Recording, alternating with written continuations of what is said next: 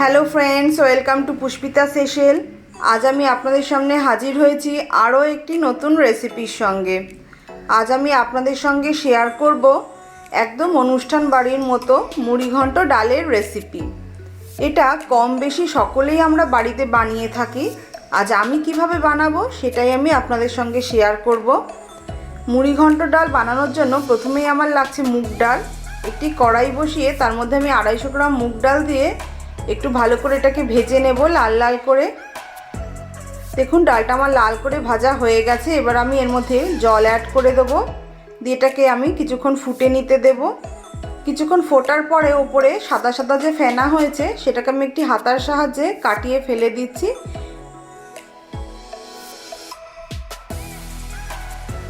দিয়ে একটু নাড়িয়ে চাড়িয়ে এটাকে আমি সেদ্ধ করে নেব। দেখুন ডালটা আমার সেদ্ধ হয়ে গেছে।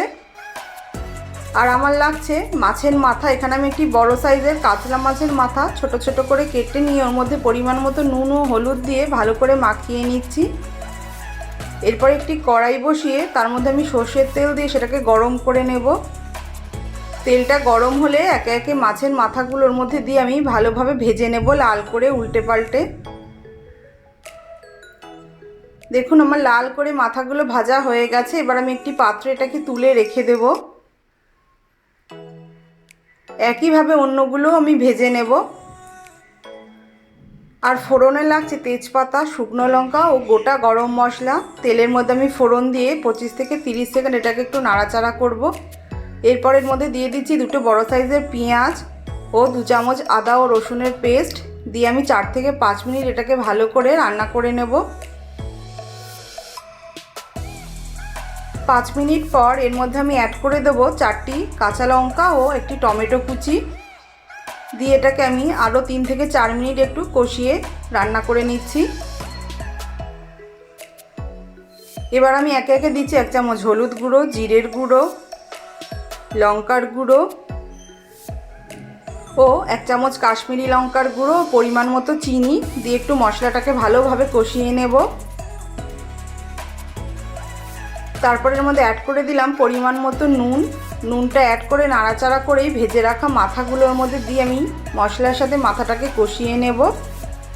তারপরে আমি সেদ্ধ করে রাখা ডালটা ওর মধ্যে দিয়ে দিচ্ছি, দিয়ে একটু নাড়াচাড়া করে নিচ্ছি। নিয়ে আমি ওর মধ্যে 1.5 গ্লাস জল অ্যাড করে দেবো, দিয়ে একটু ভালোভাবে নাড়িয়ে চাড়িয়ে দিচ্ছি। দিয়ে 10 মিনিট এটাকে আমি ভালোভাবে ফুটিয়ে রান্না করে নেব। দেখুন এটা আমার খুব ভালোভাবে ফুটে গেছে।